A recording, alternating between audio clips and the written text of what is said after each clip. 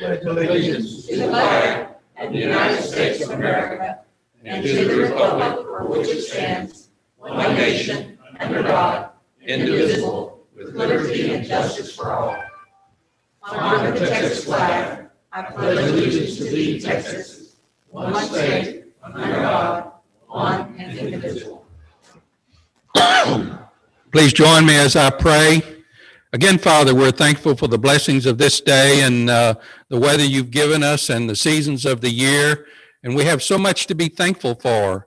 And we look around in our world today and we see wildfires in California and pandemics and hurricanes coming down on the Texas coast again and a divided country. And we just say, things are out of control, Lord, and we need you to step in. And some of these things we look at and say they're impossible to solve, but you're the God of the impossible. When the Hebrew nation had their backs against the Red Sea and the Egyptian army was bearing down on them, you parted the sea. So you can solve all of these issues in our world today, whether they're local, state, or on a national or world level. So we just have to trust in you that you can accomplish what you promised. And Father, for these commissioners today, we pray your wisdom on them. We pray they listen to your voice as you give them instruction of how they're to consider the business of this county, that they might lead us in the direction that you would have us go. For it's in your name we pray. Amen. We do have a forum. Welcome, everyone. And citizens to be heard. Kathy Jackson. Are you on? Oh, there you are. My name is Katie Jackson. It's I'm 2205 Monkey Road. I am here to speak about the county's website. With all the hullabaloo going on, it would be awfully nice to go to the website and be able to find information easily. It is very difficult to find anything prior to January 1st of this year. My example on that is I was looking for the 2016, I do believe, certificate of obligation for somewhere between $2 and $3 million that I can't find documentation for. I can't find what it was for, what it was used for. I believe that that information should be readily available upon the county website. I also believe that all the minutes should be easily findable prior to January 1st of 2020. I would like to have this looked into. And I don't know when the last time any of y'all looked at the front page of your website, but it's a mess. Different colors, different font sizes, different this, different that. It is not welcoming to anybody looking for information. Thank you all very much for your time. Thank you.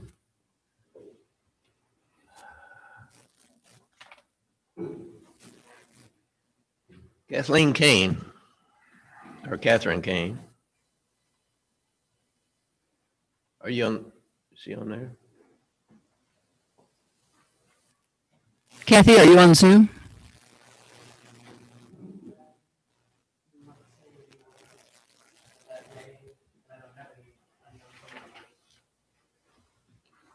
And Mr. Hutt.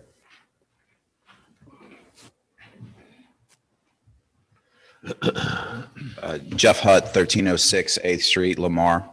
I'd like to address the letter, Judge, that you had published in the paper this weekend. To the beginning, you have a sentence that says, we have relatively new residents who are sowing seeds of distrust. In some cases, this distrust is being fed by outright misinformation on their part. Mrs. Laubach, you have been a trusted source of information on the bonds. Have you ever witnessed the Aransas County Voter Coalition intentionally or maliciously spread false information? No. She can't repeat. Okay. And on the contrary of this, sir, relatively new residents of seeds of distrust, for every caster line you have that signed the letter, we have a caster line. For every Mills you have that signed the letter, we have a Russell. For every Jackson that you have, we have a Dominguez. Secondly, you said, sir, that the elected officials in all our taxing entities have been characterized as untrustworthy and transparent. Sir, that is not true. We have a lot of respect for many of our elected leaders. We may not sometimes appreciate your judgment, but it's hard for you to say that it's false for us to claim that you're not being transparent when our requests for documents, public documents, are denied, when our county commissioner has to go through the GLO to receive records of grants. That is not transparent. Ronald Reagan said something. He said, trust but verify. I think this applies there. How can we trust you when you prevent us from verifying what you are saying by refusing to give us access to public documents? By definition, this makes you untrustworthy.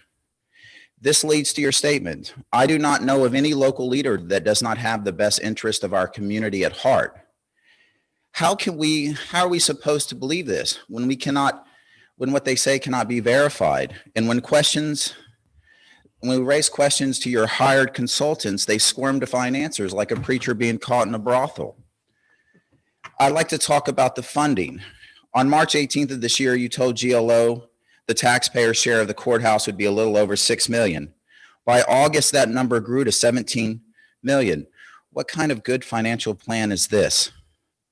The amount of money needed to be borrowed increased by 185%, and nobody bats an eye or says, hold your horses, we need to rethink this. Maybe we don't need private balconies, private showers, kitchenettes. Why do we need a clock tower in 2021? Come on, it's not 1879. We all got wristwatches, cell phones. How much is this clock tower going to cost? And finally, I'd like to conclude with, you have this statement that says, I am, however, witnessing not so subtle changes to the social fabric of our community. I would like to direct you to the long-term recovery plan, which y'all voted for in here. The plan itself calls for, it says, recovery is the process of restoring, rebuilding, and reshaping the physical, social, economic, and natural environment through pre-event planning and post-events actions. Sir, I lay that at y'all's feet. Y'all are the ones who are trying to change our community in a way, and you're not getting citizen input. All we have asked is, please give us the documents, let us know the facts. We as citizens can be trusted when we are informed. When we are not informed, we can't be trusted because we can't trust you. Thank you. Thank you.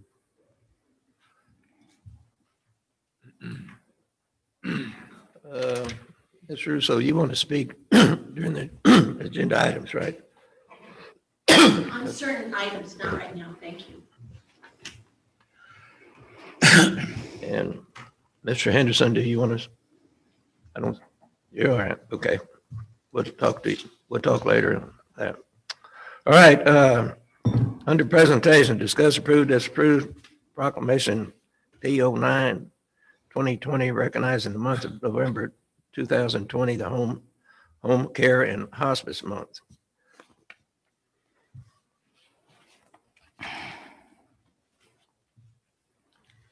Judge, Commissioners, this is Proclamation P09 2020, recognizing the month of November 2020 as Home Care and Hospice Month. Whereas while many Texans suffering from illness or injuries receive quality care from dedicated healthcare professionals in hospitals or other facilities, some Texans need or prefer a more comfortable, intimate setting. Whereas in the middle of this pandemic, home care and hospice have been the focal point one of the greatest healthcare services, providing dedicated healthcare professionals who provide vital services throughout the Lone Star State. Whereas home care and hospice organizations meet this need by providing individualized and professional medical care and assistance to the elderly, disabled, and terminally ill. The simple yet powerful comfort of a home setting is a key feature of these services that offer excellent care and helps patients achieve a better quality of life. Whereas during the month of November 2020, an awareness campaign is being conducted to highlight home care and hospice as alternatives to hospitalization and other forms of institutional health care. Home care and hospice professionals help their patients live every day to its fullest, and it is important for their commitment and skill to be recognized recognized, and commended. And whereas we encourage all Texans to learn more about home care and hospice options and the invaluable contributions of all Texas healthcare providers. Now, therefore, let it be known that on this 26th day of October 2020, the Aransas County Commissioners Court do hereby proclaim the month of November 2020 as Home Care and Hospice Month in Aransas County and encourage the support and participation of all citizens in learning more about the home care and hospice philosophy of care for the elderly, disabled, and the terminally ill. Thank you. Judge, I make a motion to accept the proclamation. Motion made. Second. Second. All those in favor? Aye. Unanimous. There's the proclamation. All right. Under consent items, we have 1, 2, 3, 4, 5, 6, 7 items. Number 8, we have a question on, so I'll pull it. Do I have a motion?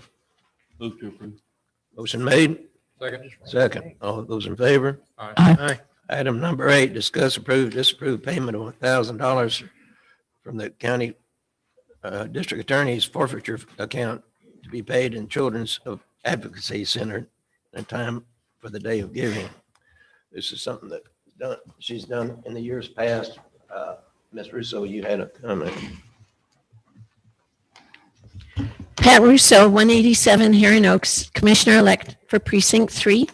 Yes, and I think this sounds like a really good organization, and I know the Day of the Giving, from my own participation, provides a match up to a certain amount. So if we donate $1,000, that will result in a $2,000 contribution.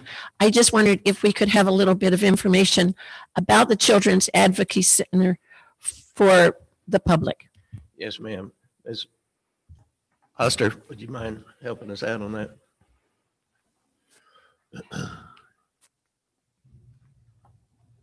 Amanda Oster, County Attorney-elect. The Children Advocacy Center is a great organization. It is housed in Corpus Christi. It serves many surrounding areas. And what that organization does is when there is a child victim or witness of a crime, they go and they're forensically interviewed by professionals and they can seek help afterwards. They're a great organization. They work with law enforcement and with district attorneys and county attorneys all throughout the regions. Okay, thank you. Move to approve. Thank you, Ms. Oster. I just think, especially in this time, it's good for us to get some positive PR, and this is a very worthwhile organization, and I commend the court for making this contribution if they approve it. Thank you. Thank you. Motion made and seconded. Commissioner Smith, all those in favor? Aye. Unanimous. Discuss approve, excuse me, approve payment of, discuss approve, disapprove third quarter Maritime Museum report. Dr. Parkoff.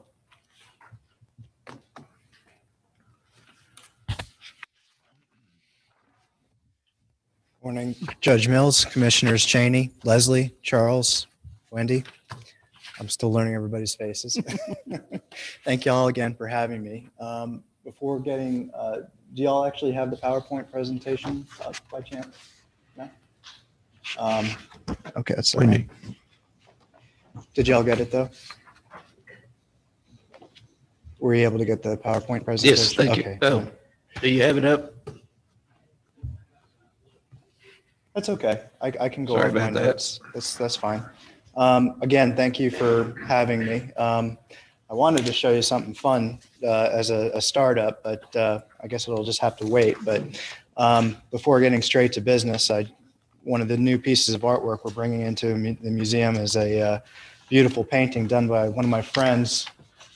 He's a maritime artist, and it's the Invincible beating the living heck out of the Bravo, Mexican frigate that's going to be going into our museum. It's pretty neat because they were flying the almost an identical Mexican flag, except it said 1824 instead of having the Mexican national crest as kind of a way to slap them in the face for not honoring the 1824 Constitution that was supposed to protect all Texans or Texians at the time.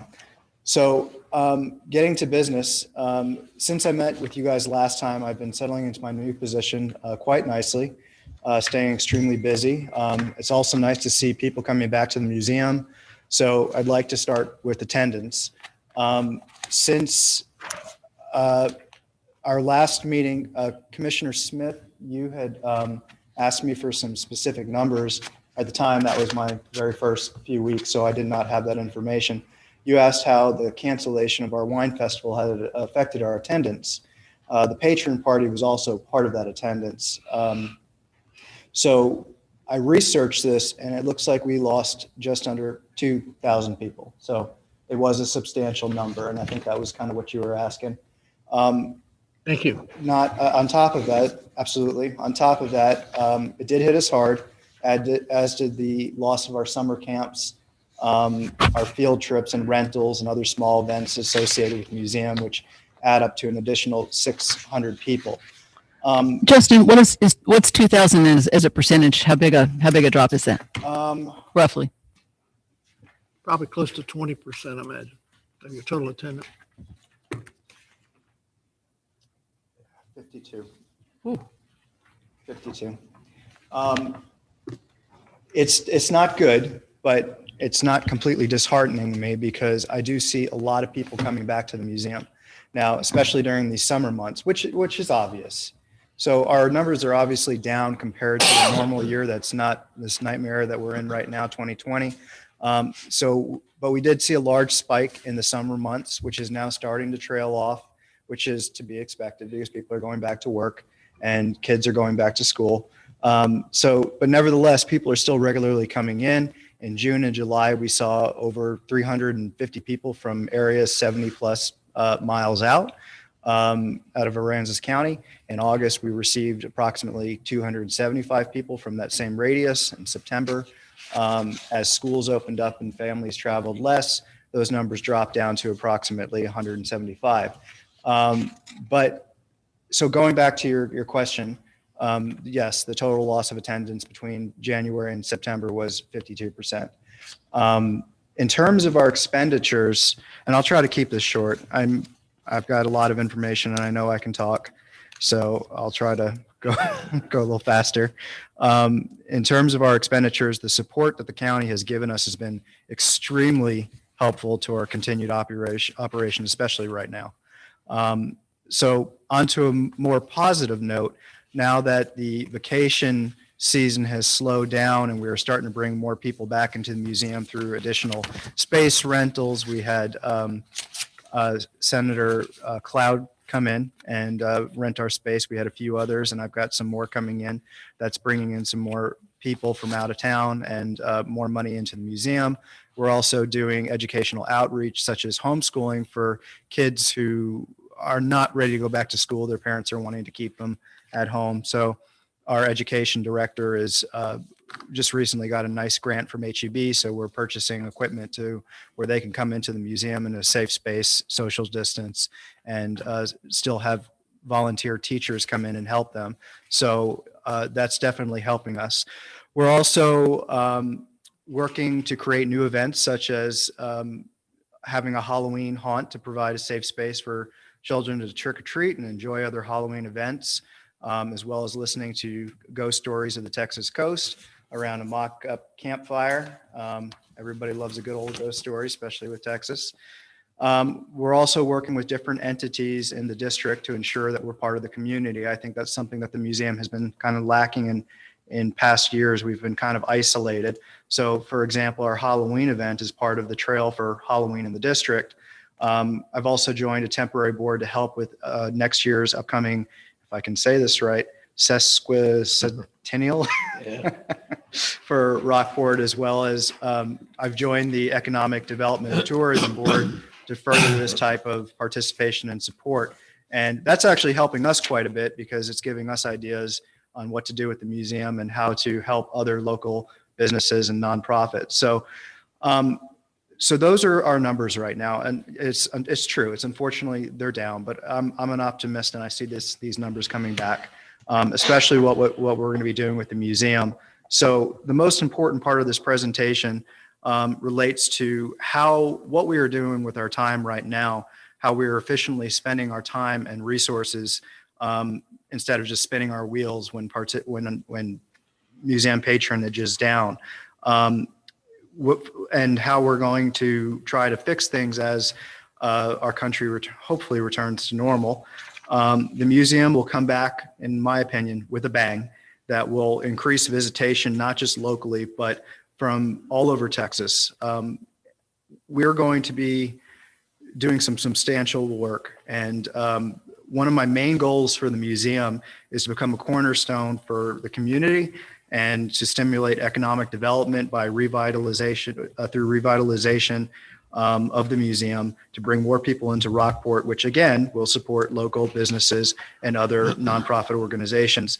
So again, the main part of this presentation, to start the museum's redevelopment, I'm initiating a complete new campaign for the museum. It's called Full Ahead, Preparing for the Future. This will involve updating all of our current exhibits to make them more engaging, but more importantly, bringing in new exhibits that will broaden the maritime story of the entire Texas coast and not just Kansas County, which has kind of been our focal point for the last 20 years. I'm not ready to go into the full details of our new campaign, but what I can tell you is that we are changing our mission statement. We are changing our vision. We want, like I said, we want to become a cornerstone. We want to become a destination point. So bringing people here, it's going to, they're going to want to come to the museum for what we have. They're going to want to go explore the downtown area. They're going to want to go visit the beach and all those other locations. What is the campaign as Full Ahead? What does it mean? So basically, it means we're going to build based on the past 30 years of the museum's history and revitalize it with my background and the colleagues that I've made in the field of archaeology, maritime archaeology and history. And we're going to have a whole series of new goals. And I'll share some of those with you very briefly. And if I'm going over my time, please tell me and I can cut it.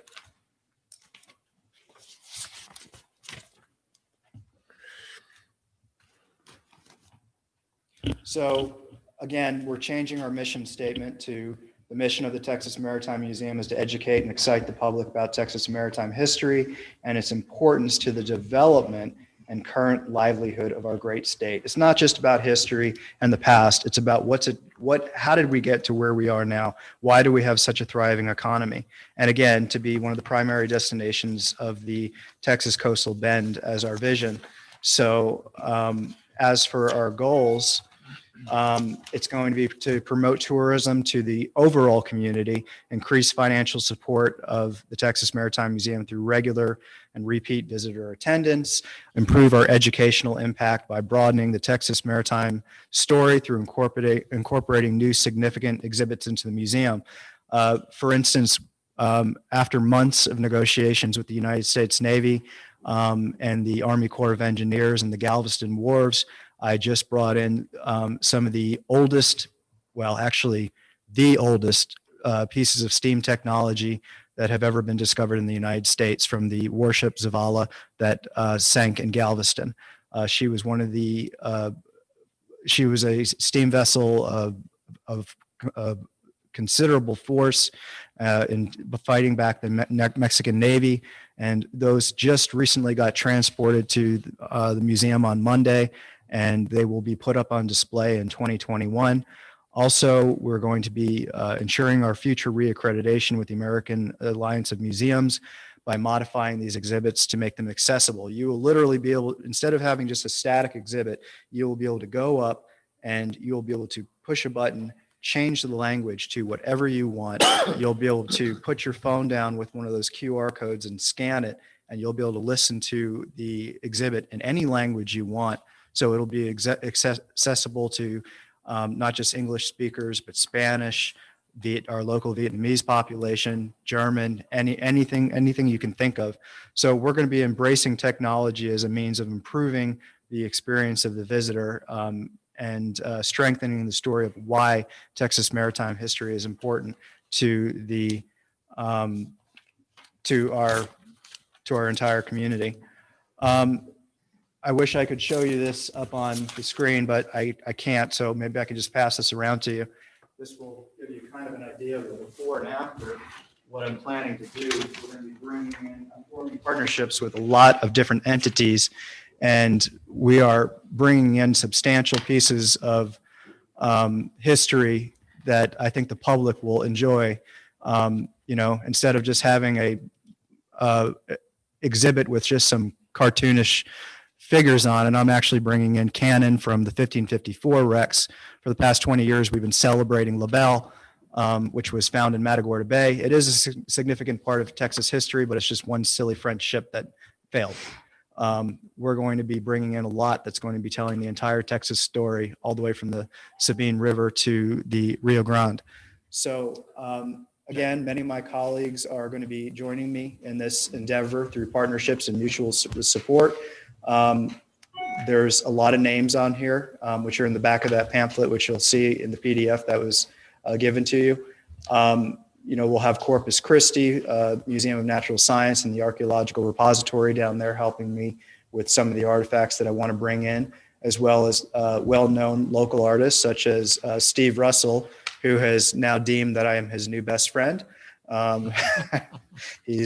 People say I can talk. Steve is quite the talker, but we have had many great maritime conversations, and he's going to be helping me with the artwork and painting and updating some figures that I want to bring in.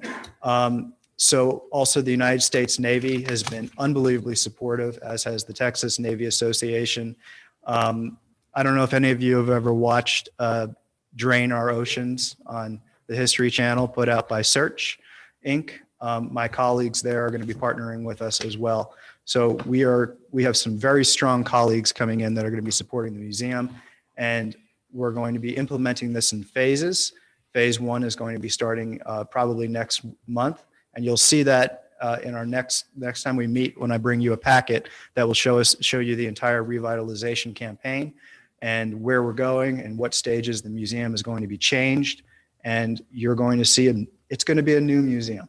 It's going to be a very new museum. So I think you guys will be very pleased, and it will detail all of the new planned and updated exhibits and how they will be implemented. So thank you guys for your time and very much for your continued support of the Texas Maritime Museum. And if you have any questions. I do. Yes, sir. 3 things. First of all, it seems like you took your 2 days to get oriented and then took off, and that's really good. This is my life. This is my passion. We talked about the percentage that we were down, but I think if you look at other attractions in the area, they were down a lot more than we were. I know I saw one of the art museums, maybe Corpus Christi, they were down to only like 36% of where they were. Yeah. So I think you're doing really well considering the pandemic and everybody getting back on their feet and everything from the hurricanes and stuff. So I've got a very good team, by the way. The second thing is I'm impressed with the fact that you're not looking backwards. Yes. Kathy left a really good base to build from, but you took that 2 days off to look back, and now you're going forward, and I appreciate that. But I think the most important thing is that the Maritime Museum right now is broadening the goals.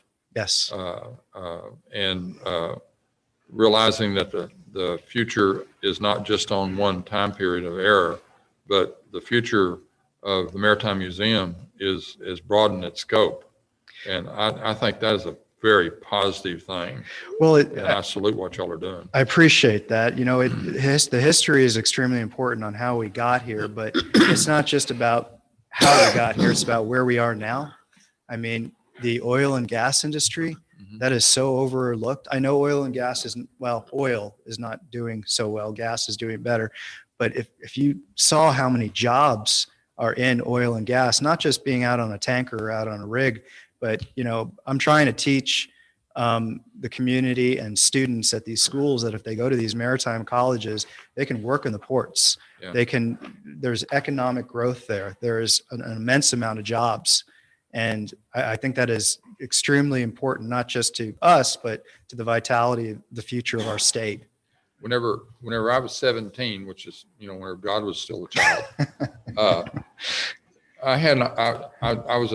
I got an appointment to the Air Force Academy. Yes, sir. That was right during the height of Vietnam, and there was a 4 to 6 year wait because of POW and MIA kids, which is fine. So my congressman got me an appointment to the Maritime Academy in Kings Point. Yeah. I lived out in West Texas, right in the middle of the best fish in the world, 800 or 900 miles any direction you could get to a lake. Yeah. You know, so I went to looking in to see what a graduate from Maritime Museum.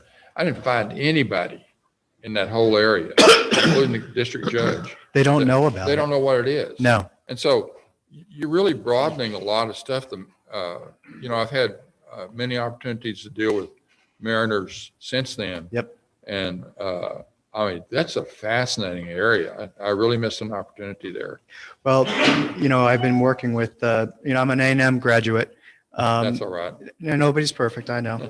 These longhorns out there, We need to start Yeah. thinking about the time limits on this. Yeah. Yes, but what I was going to say was, the Texas A&M at Galveston has got an incredible program, Right. and the amount of people they put out for merchant marines and just going into oil and gas and into the ports is just extraordinary. And that is the message I want to get out. Thank you. You want this? No, it's okay. Thank you. Thank you. Move to approve. Second. Motion made and seconded. All those in favor? Aye. Unanimous.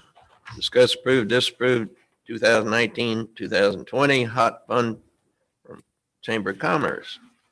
Good morning, Commissioners. Sandy is passing out the report. I'm not sure if you got it in your packets, but you've got another one. The July, August, September quarter, although it was a very different quarter with some attractions open, some attractions closed, opening the beach, closing the beach, etc. It is amazing the numbers that Sandy is going to show you just a little bit. We have been able to reopen the visitor center, and we called in our charmers at the first of the month. These are the volunteer greeters. We had a pizza party, and we talked about the reopening process and the safetiness of that, and et cetera. And it's going really well. Of course, the visitor numbers are not yet where we want them, but we'll gradually grow into it. I'll turn the report over to Sandy, and I'm going to head to the next meeting.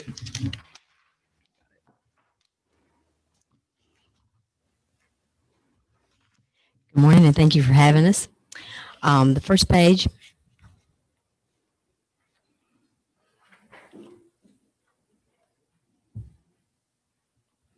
Well, I'm trying to click it.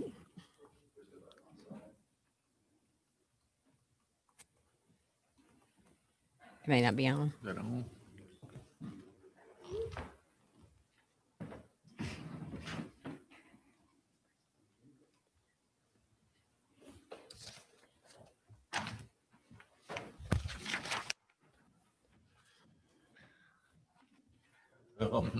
Might help to plug it in. Try it again. And Oh, great. Now it's going to go to the last page. Love technology. Okay. As you'll see on the first page, that is our venue tax report. And we're pretty excited. If you'll look, August was probably the best ever. And we're looking at this year to date at almost higher than 2019 completely and already higher than 2018. So I want to talk a little bit about our advertising. Obviously, we had to pause our advertising during the first part of the COVID. And so we paused all of our advertising for July. We did some light advertising using TV, cable, several billboards, and some digital, all in the San Antonio area region because we had already paid for that. And if we didn't use it, we lost it. We also refocused our Hummingbird celebration to go to a virtual event this year, which was very successful. We had 497 people sign up for those programs. So that we were able to recoup not what a complete Hummingbird celebration would bring in, but we were able to recoup some of our expenses from that. We did have to cancel Seafair, and that put us back a bit, but not too terribly bad. We are working right now. We're preparing Christmas on the Beach. If y'all haven't heard about it, it's going to be a drive-through event where everyone can come and see lights there at the very end where the circle is of Rockport Beach. So we've got different entities that are putting up displays, and hopefully that'll be something that will bring our community back to a little bit of happiness, because it's going to be to where you just drive through, you don't have to get out of your cars, and so you can social distance and still enjoy the Christmas displays. We're working with the Sesquicentennial Committee. We're doing some press releases and other marketing promotions for this, and you'll see a lot more coming out of that. We have refocused our attention on outdoors communications, where people can go and do things like with the Ramses Pathways. We have done a live video with the AgriLife Center where they have the gardens. So we're trying to use this downtime to focus on some of our small businesses, and we have refreshed our community video that has not been done in probably about 8 years. So we're excited about that. We're not ready to debut that yet, but it's coming. It's coming very soon. And we've been working on press releases for anything that's going on around the community. We have been able to get more photographs from some of our local photographers, and we are updating our marketing research.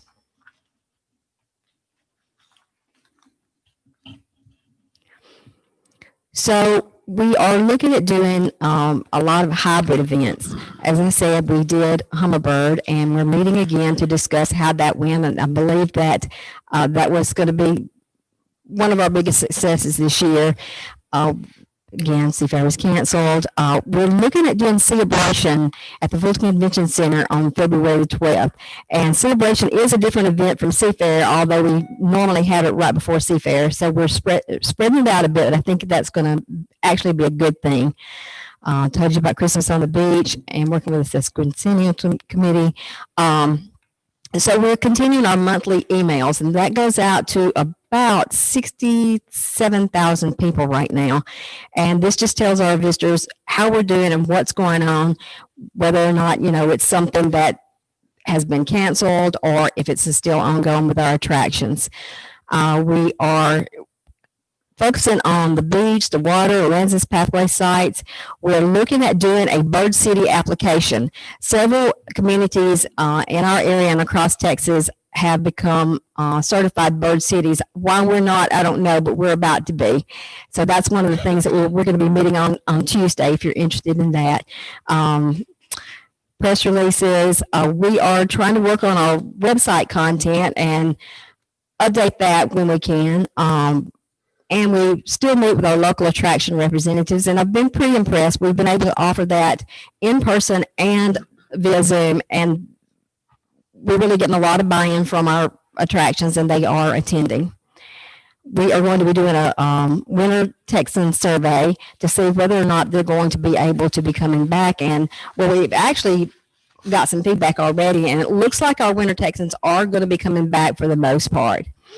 So what we're focusing on October, November, and December is our digital ad campaign and our billboards. We're going to keep promoting all of our local events. Our Shop Small Saturday is coming up the third Saturday right after Thanksgiving in November, and the Winter Texan Appreciation Day will be Saturday, January the 23rd. I think I've already gone over most of this. Some of our press releases have been on the Whipping Cranes, and we're doing an editorial board survey on the third year post Harvey. This is just a screenshot of our website and some of the things that we're focusing on as far as attractions and our events. And these are some of our ads, and take a good look at this because you're going to see a lot of these photos in our new video.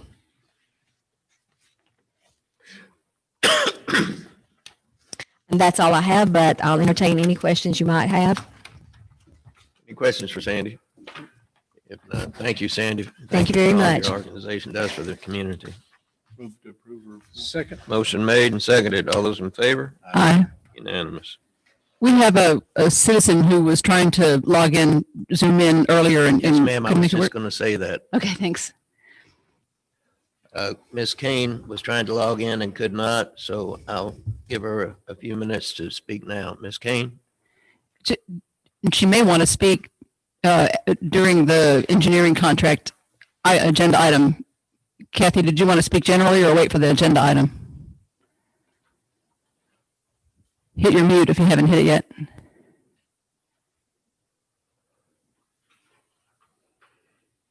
Okay, I was double muted. Okay. We still y'all can. hear me now?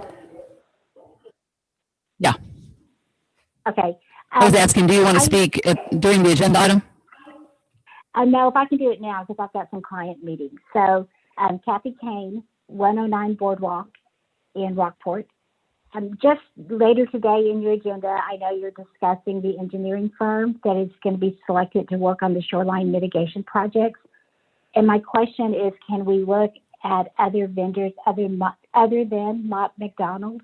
My concern with them is their ability to work outside of their current box and objectively look at alternatives that work for the citizens of this county. And my concern is based on how they handled the south portion of the FBR mitigation work. And I wondered if you go out for bids on your vendors, or if you just have a vendor of choice that you use for all engineering projects. And I apologize, but I won't be able to be on later. So that's why I wanted to ask the question today. Okay, thank you, Ms. Kane. Thank you. All right. Item number 11, discuss, approve, disapprove setting a reasonable fee for a new service fee for the district clerk to charge in the required posting of the citation by publication as mandated by Senate Bill 819-86R on the new OCA online citation by publication website. This fee will be the same as a yearly approved sheriff's and constable fee for posting and is allowed by Texas Government Code 51.3193, which allows the reasonable fee where fees are set. All right, Ms. Hurd, thank you. Well, legislature did it again. The OCA decided that there needed to be a website for citations by publication to be posted also besides in the newspaper or posted at the courthouse door.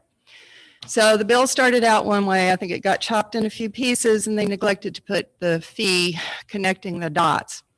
So what I'm asking today is for you to approve this under, it's the government code 51.3193, which allows the clerk to charge a reasonable fee if no other fee is set.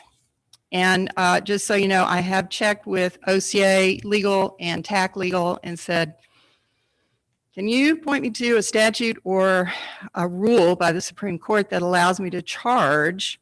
And even though the OCA has it in their frequently asked questions, it says that we charge. And it says that it's the amount set by Commissioner's Court for posting for the sheriff and constables. When I asked them, where's that written somewhere besides here, they couldn't find it because it doesn't exist. So their suggestion is to use 51.319 and ask Commissioner's Court to approve the fee. Right now it's $60. I wrote the agenda item this way so that we don't have to change it every time that the Sheriff's Department decides to change theirs. They haven't changed it in years. I don't expect it to go up, but that's what I'm asking you today. Are any questions? Judge, I move to set the new reasonable service fee for district clerk to charge and required posting of a citation by publication as mandated by Senate Bill 891 at the same amount as the posting fee that Commissioner's Court approves annually for sheriff and constable, and for the clerk's posting of a citation by publication fee to continue to adjust each year accordingly. Motion made. Second. All those in favor? Aye. Unanimous. Thank you. Thank you very much. May I be excused, Judge? Yes. Thank you. Discuss, approve, disapprove concept plan for Fulton Beach Landings planned unit development in North Fulton Beach Road. Kat, are you online? Yes, sir. All right. This concept plan. Give us a little for y'all to short. approve? Yes, sir. The concept plan before y'all today is for a new development called Fulton Beach Landings. It would be a planned unit development, and it would have 51 lots. I believe that Ed it will have city utilities. The city has already reviewed their utility plans. The designer has already submitted the drainage plans for county review. So the infrastructure plans have been approved, and the details of the plan unit development are outlined in that development agreement. If there's any questions regarding it, I'd be happy to answer any, and I believe that the developer, Mr. Etheridge, was planning to attend the meeting as well. Here, Cat- he's here. Cat, And Brandon. you didn't mention elevation. The elevation requirements have been met on this concept plan. The elevation requirements will come into play when they are permitting the structures, and they do know that the floodplain permitting for elevation requirements will have to meet the county code. Okay. Judge, I would move to approve the concept plan for Fulton Beach Landings Plan Unit Development on North Fulton Beach Road as submitted by Ms. Comon and Mr. Reed. Second. Motion made. Have a second. Second, Commissioner Laubach. All those in favor? Aye. Unanimous. Thank you. It's always nice to have a new development come into town. I know.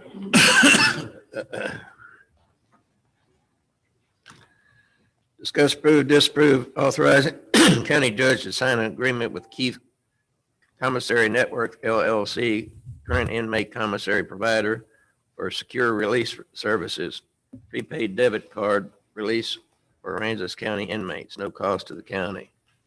Sheriff. This is a proposal that Keith has brought to us before, and we've decided to move forward on it. Currently, everybody that's incarcerated in the detention center usually has money placed in their commissary account. When they leave or released, we issue a check.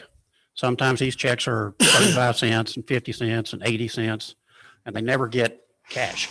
So we have a problem with, reconciling bank statements that runs on. And the cost of the check is about 60 cents a piece to the county. What Keith wants to propose is that they will provide a debit card that we will load with this 35, 50, 80 cents, $10, whatever it is, issue it to the inmate, and that way the money is transferred at that point off of our books, and we have an ability to keep our balances current and up to date. The benefit as well to the inmate is that a lot of times, if they don't have an ID with them, they have a little bit of difficulty getting the check cashed, and you have to do it during banking hours.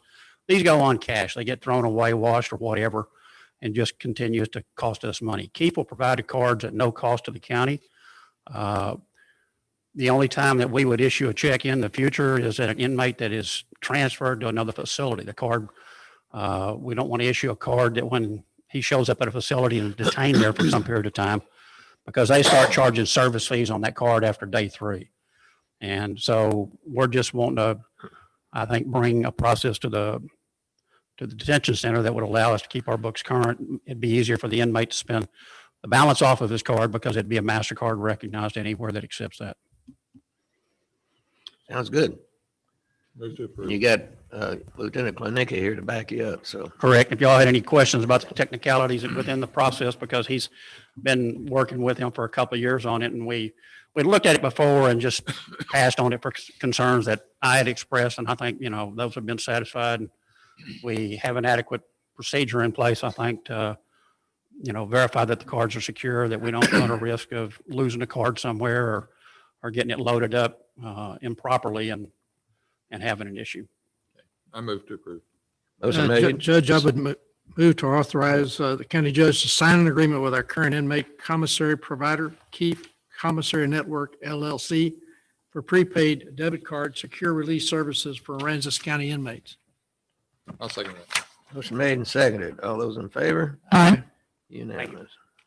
Discuss, approve, disapprove amended resolution R40 2020A to the document Commissioners Court continued to support for an acceptance of a financial awareness grant from the Texas Department of Transportation with the updated costs for repair and reconstruction of airport apron drain sinkhole repair project caused by Hurricane Harvey.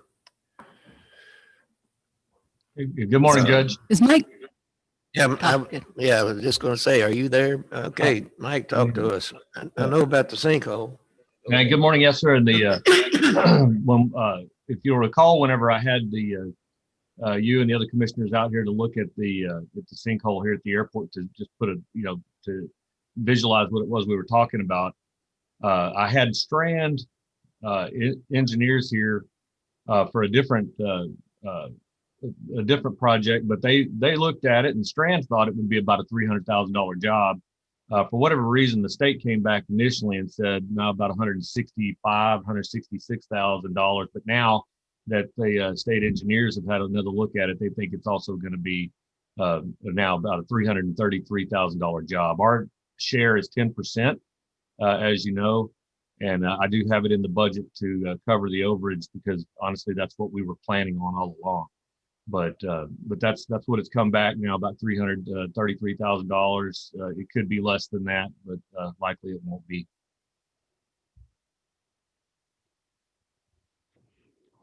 Okay, Judge, I would move to approve the amended resolution R402020 to document Commissioners Court continued support for and acceptance of a financial assistance grant from TxDOT with the updated cost for repair and reconstruction of airport drain/sinkhole repair project. Second. Motion made and seconded, Commissioner Laubach. All those in favor? Aye. Unanimous. Thank you.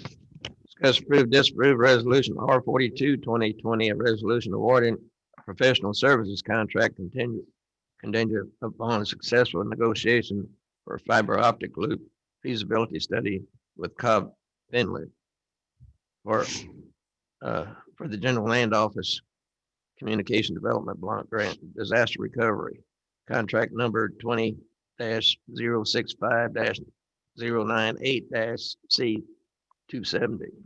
Should negotiation be successful, Cobb Finley and Associates, should they not be successful, the second ranked firm, Top Engineering, is selected for runner-up and is also qualified to provide project-related services.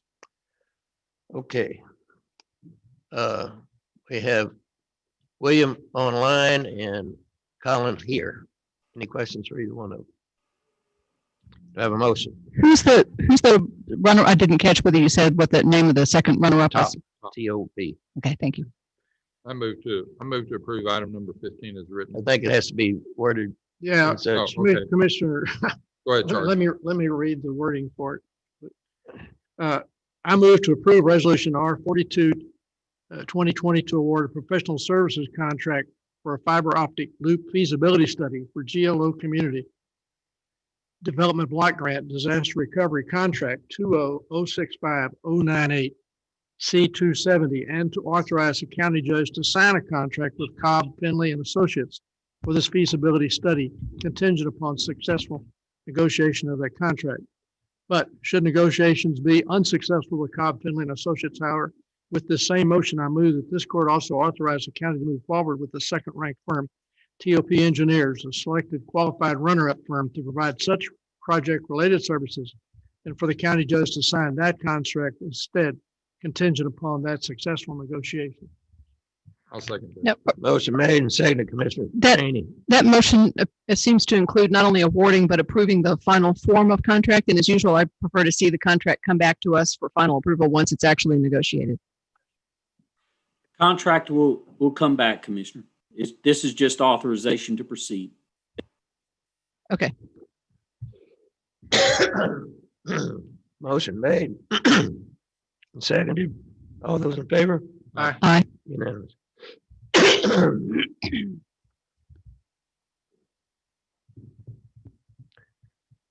Discuss, approve, excuse me.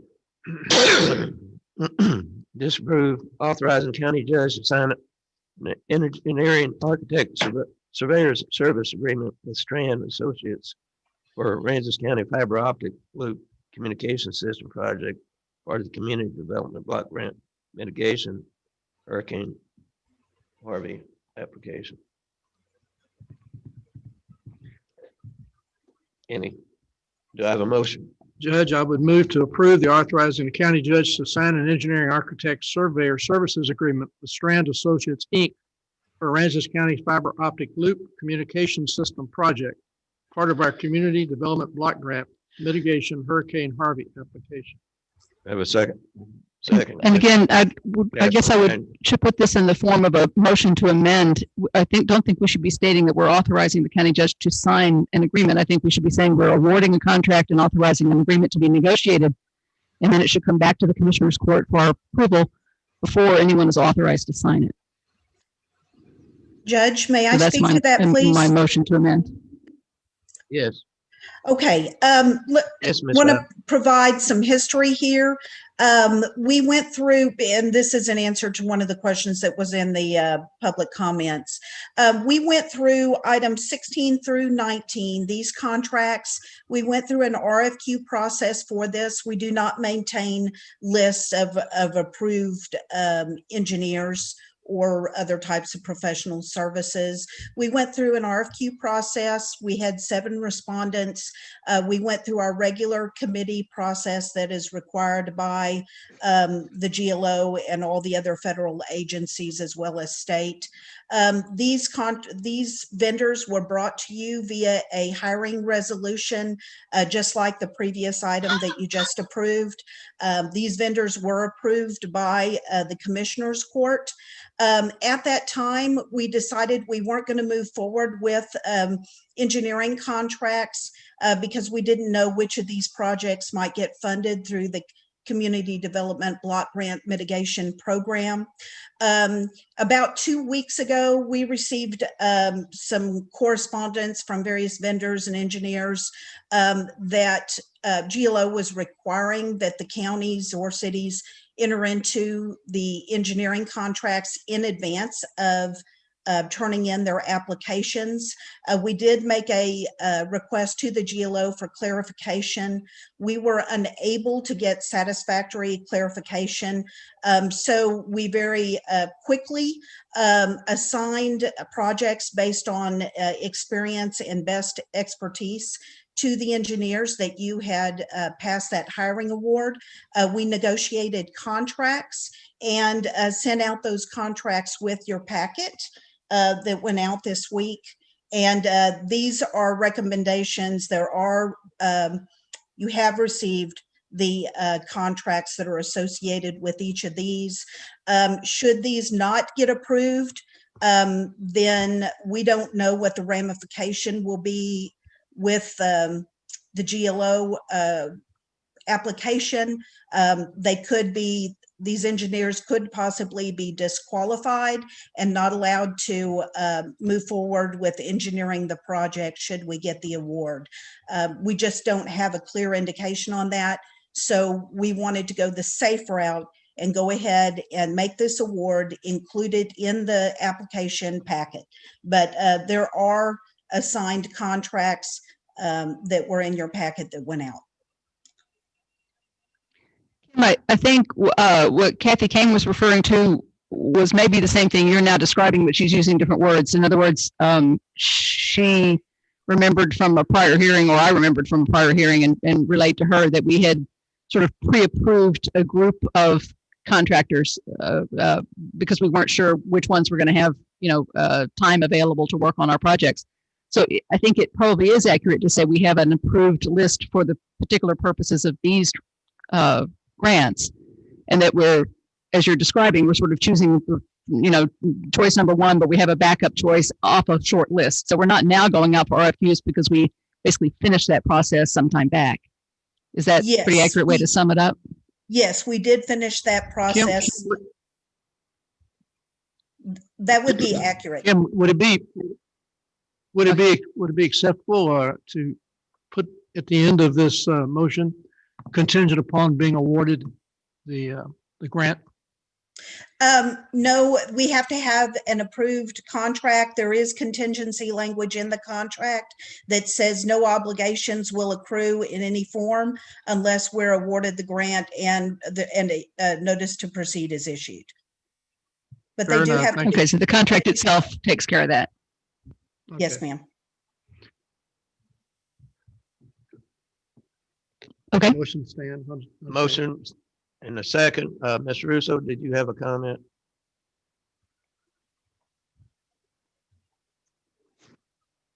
I have a question for anyone here or for Kim or for William. He's on line.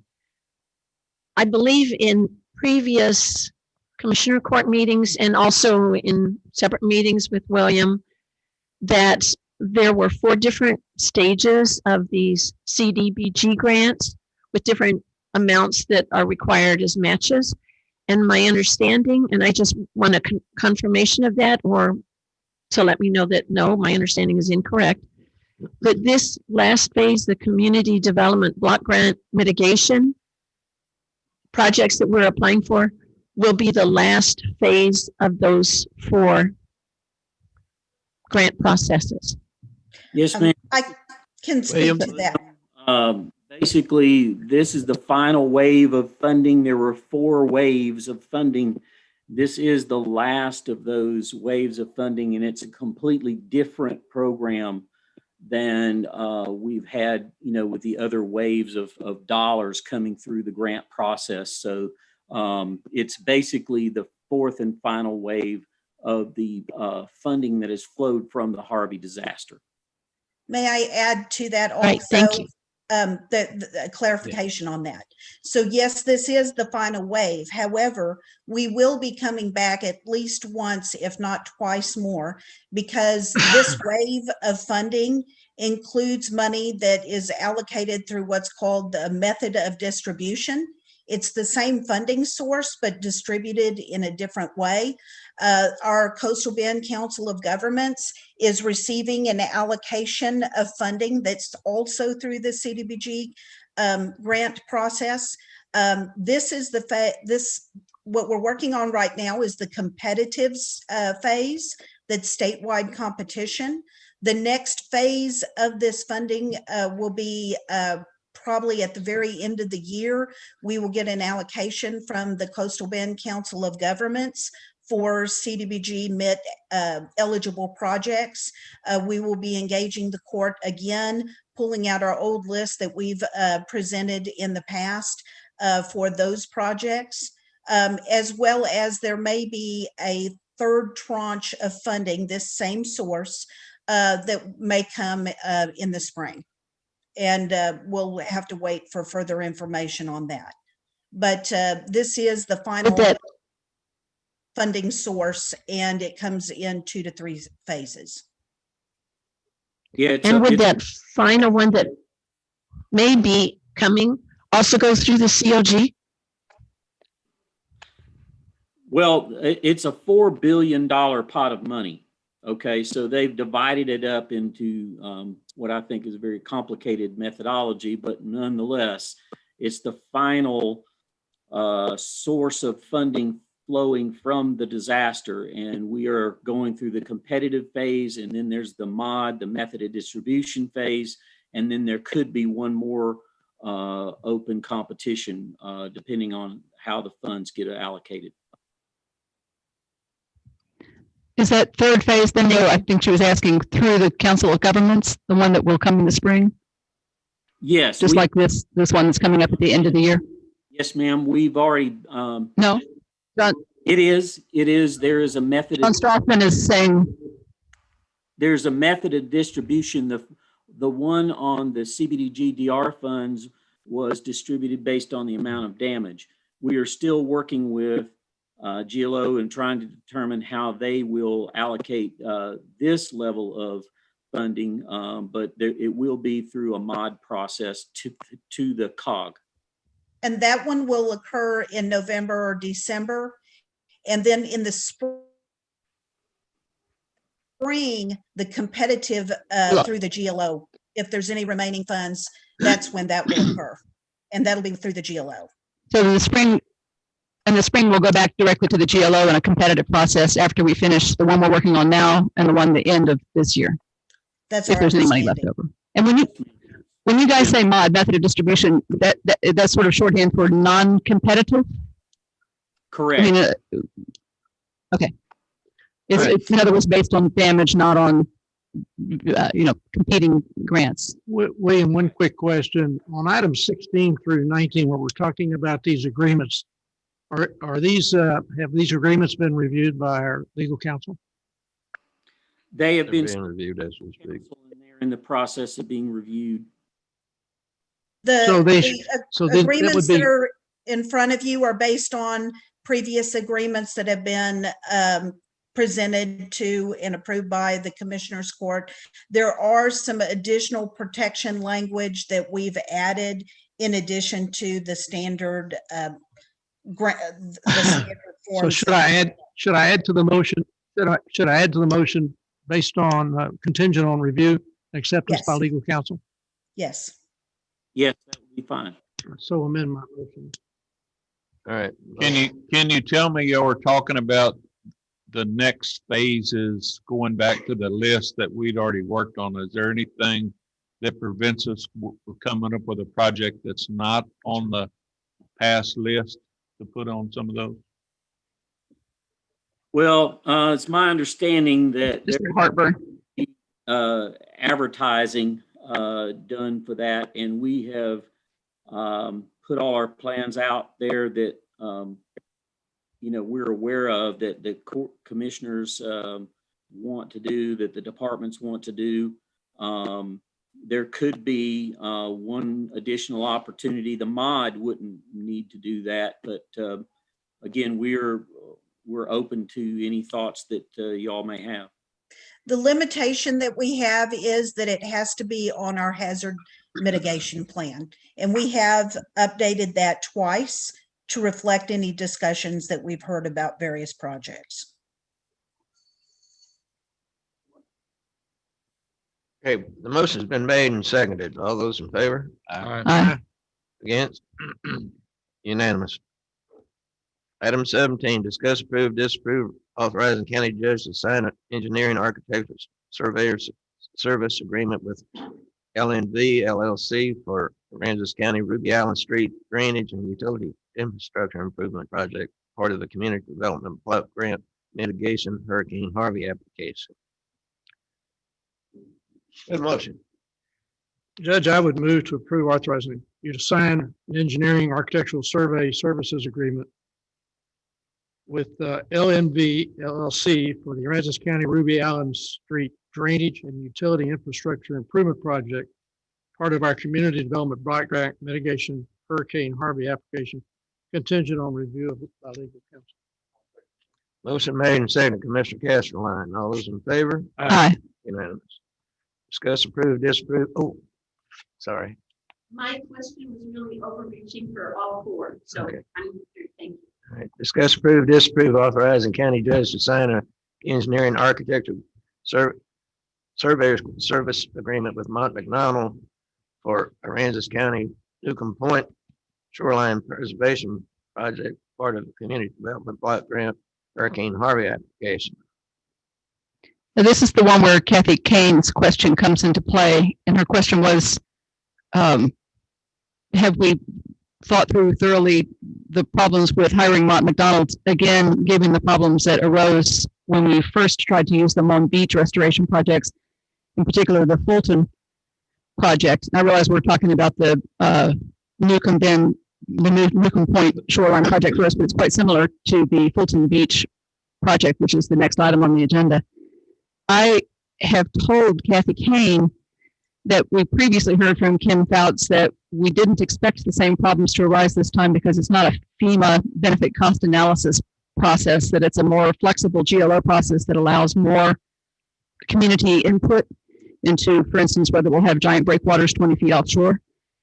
But I would appreciate if Kim could confirm why we think that this time we should use Mont McDonald again and why we think we can avoid the problems that came up on the Fulton project. Well, this time we South know Fulton that, project. yeah, this time we know that there's issues regarding the engineering approach. And we discussed at that meeting primarily that we'll add some additional public input and dialogue associated with what type of approach and methodology that we want to use to solve the problem. So that's really a staff driven at this point, is to make sure that we get adequate public input and that's reflected when we're working with the engineers. And Commissioner, Well, and there's quite a bit of difference. I would also add that it is Quite a bit of difference. I would also just add that it is a different program and it is not as strict as the FEMA process. Well, also, this is quite a bit of difference in this project because there's no residents on the area that's going to be put in. I think the property out in front of it might be all the Texas Parks and Wildlife property. There aren't any roads that run along the shoreline. So and I think haven't there been a couple of other, you had the Lamar Beach Road and the Shell Ridge Road. Is it right that the citizens in those areas were in favor of the design? I wouldn't quite go so far as to say the Lamar citizens were in favor. I think the vote, I think that more than half were, but there was a very strong minority that's quite unhappy. And on Shell Ridge? Shell Ridge is more positive. Shell Ridge? Yeah, it's pretty positive. I think there was one again. That just goes to show that getting community input is important because some communities will like it and some won't. It is true. Commissioner Castellan's of course right that my comment has more to do with the next item, which is the Fulton Beach Road project than Newcomb Bend, because there aren't residents right next there. We also, though, both Commissioner Castellan and I went off on a trip with Commissioner Tommy Moore to look at other shoreline restoration methods, and we're very interested in the interlocking fabric. I forget what we call it. Articulated mats, thank you. And I'm really hoping that this time we'll be able to consider articulated mats for the Fulton Beach Road. May not be quite as critical on the Newcomb point. Well, the basic design on Fulton Beach Road originally was just, that all came from lack of direct public input. But the design, I think, was, it's a design that's been used. So I don't have any trouble with Mark McDonald. I make a motion that we approve. Go ahead, Charlie. Let me read it. Judge, I'd move to approve the authorizing county judge to sign an engineering architectural surveyor services agreement with Mott McDonald LLC for Aransas County's Newcomb Point Shoreline Preservation Project, part of our Community Development Block Grant Mitigation Hurricane Harvey application, once again contingent on review of legal counsel. Motion made. Second. Second. All those in favor? Aye. Unanimous.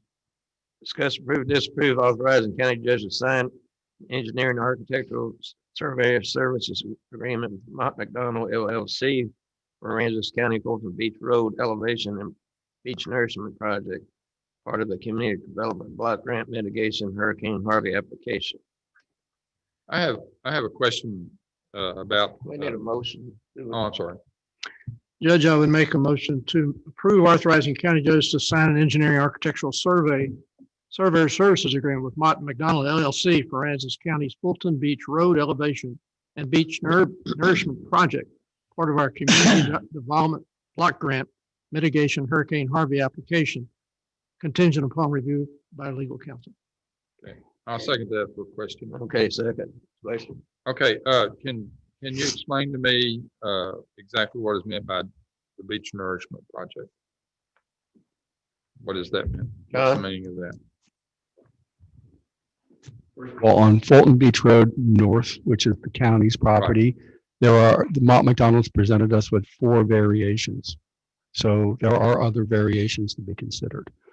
On a shoreline resiliency, or what they call the breakwater and living shoreline, the beach renourishment means is behind the breakwaters, we put seagrasses and things in there. So the beach is renourishing itself. And in some cases, it actually is growing back out again. The shoreline is growing back out again. So that was part of the reason why we chose this, is because we were going to stabilize the shoreline, and the shoreline eventually will stabilize and grow out a little bit. Okay. All right, motion made and seconded. All those in favor? Aye. Aye. Unanimous. Discuss, approve, disapprove officially designating Prosperity Bank as the county's depository bank effective November 10th, 2020, for a period of 4 years, and authorize the county judge to execute the depository contract and collateral agreement with Prosperity Bank covering this 4-year term. We have oh, there you are.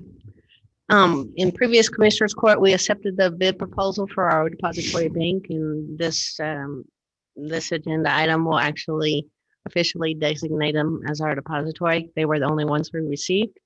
Per local government code, we have to have a contract with them, a depository contract for 4 years, renewable for 2. And after 2 years, we can renegotiate any rates, which we did one time before. And also we need to have a collateral agreement with them where they pledge securities matching 120% of any balance we have in the bank at any time, all accounts. So any questions? Judge, I would move to officially enter into the record that this court approved the bid of Prosperity Bank as Aransas County Bank Depository on September 28, 2020. Now designates Prosperity Bank as the county's depository bank for a period of 4 years, effective November 10, 2020, and to authorize the county judge to execute the depository contract and collateral agreement for this new 4-year term. Second. Motion made and seconded. Commissioner Lombard, all those in favor? Aye. Unanimous. Discuss, approve, disapprove September 2020 monthly treasurer's report. The total fund balance at the end of September is $25,366,245. We currently had, at this point, 77.43% of it in the depository bank and 22.5% in other investments. Any questions on any of the amounts? Judge, I'd make a motion to approve the September monthly treasurer's report. Motion made. Second, Commissioner Castleline. All those in favor? Aye. Unanimous. Discuss, approve, disapprove third quarter treasurer's investment report.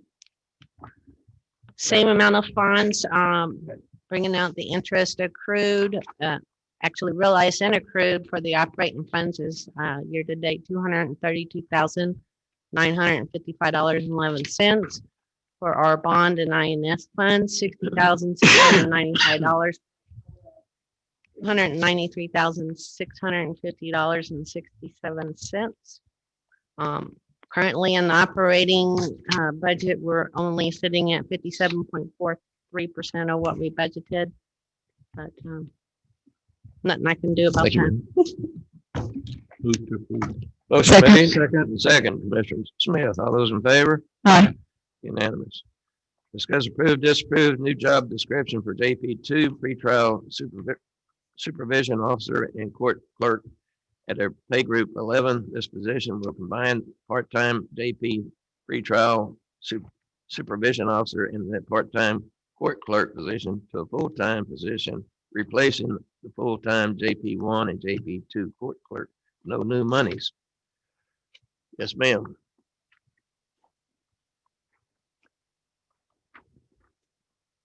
2017, this was approved to be a part-time position because of the hurricane. It never was established in 2018. I never hired anybody.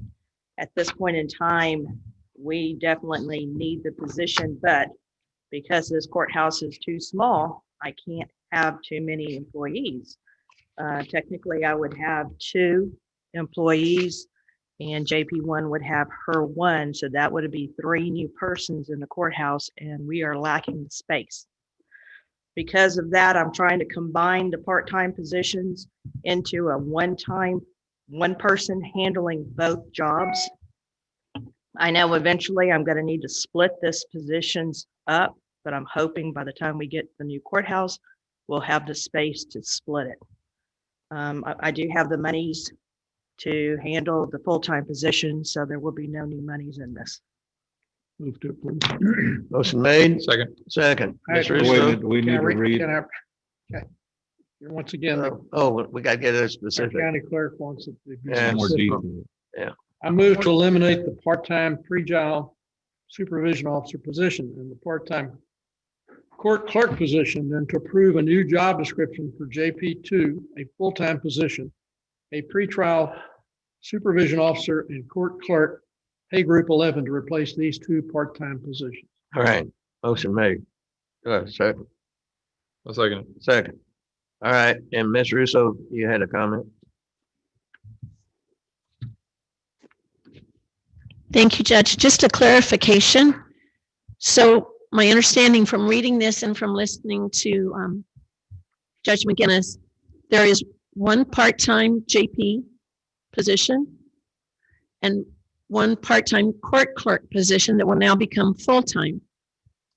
But is there an elimination of one full-time JP1 and one full-time JP2 court clerk positions?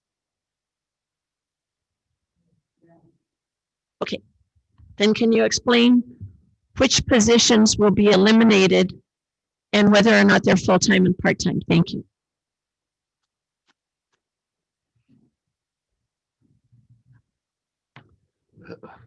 So about a year ago, JP1 and JP2 had taken their part-time positions and combined them into a full-time position. Both departments were sharing it. Judge Dupnick has gone back to just a part-time position because the person that was filling that full-time position has resigned from the county.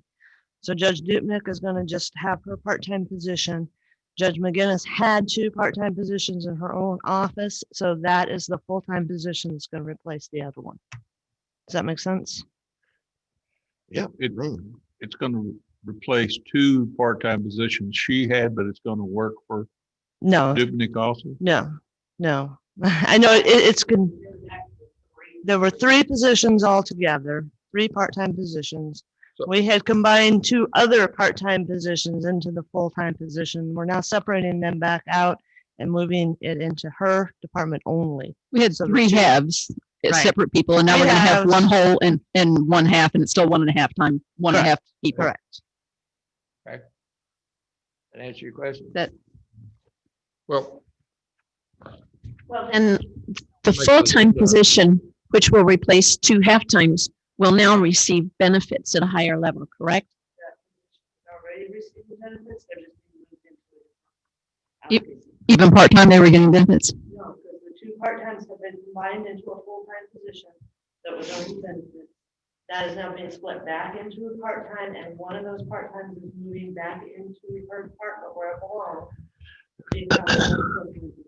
So in essence, So there will still be basically, a that one A, full-time and one part-time, and the amount of benefits that will be paid will not change.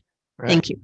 but the agenda item says replacing full-time JP1 and JP2 court clerk. But Judge McGinnis No, said that. it was the full-time position that was that had been combined before. Basically, we had A, B, and C. B and C were in her department. A was in Dupnick's department. And that's not. gonna change, Originally, right? we took A and B and made a full-time position. Now we're taking B and C and moving it to the full-time position and moving A back to a part-time position. Okay, well, I'm confused because I thought Judge McGinnis said that Judge Dubnik was going to retain her Part-time, position. her part-time position. So my question is on the agenda item. It says this position will combine JP2 pretrial supervisor and part-time clerk to one position, replacing full-time JP1 and JP2 court clerks. Yes, because There's it was not a shared second between the JP2. two departments. Okay. That full-time position that we were replacing was working half the time in Judge McGinnis's office and half the time in Judge Dupnick's office. Now this full-time position will be solely in JP2. So you've got three people out there. We did have. We did, three. but Did have more three. recently, we've had And two. You Now- already combined two of them previously. Previously, and now we're separating it back out. Well, you had a full-time and a part, most Correct. recently, you've had a full-time and a part, and all we're changing is how they're shared between the departments. We're still gonna have a full-time and a Correct. part, It's not changing. which is why the benefits don't The change. number of people, the benefits, the money, nothing. All it is doing is creating a new job description to put it completely back in her department. We need a little color-coded chart, but Yeah, I think we're it- just talking about, it used to be one part-time here So- and one full-time shared, and now it's gonna be one part-time here and one full-time not shared. Correct. Okay, All so right. The motion's been made and seconded. I'm confused. All those in favor? You're drawing, I swear. I'm going to just, I'm going to abstain because I really don't understand what you're saying. I'm sorry, seems like we're dealing with three positions. I know we put two Mr. together, Lockhart, but anyway, how did you vote? Oh, I'm an aye. I'm just going to abstain. 3-4 and 1 abstention, or 4-4 and 1 abstention. Discuss, approve, disapprove budget line item transfer. We know what that is. Motion to approve, Judge. Motion made and seconded. All those in favor? Aye. I think you did that. Discuss, approve, disapprove accounts, account payroll and payroll liabilities. They're all normal. Move to approve. Thank God. Motion made, Second. second. All those in favor? Aye. Unanimous. Now's the time for any elected official or department head to speak up. Oh. There is a reports? fee report. All right, go ahead. Do the fee report.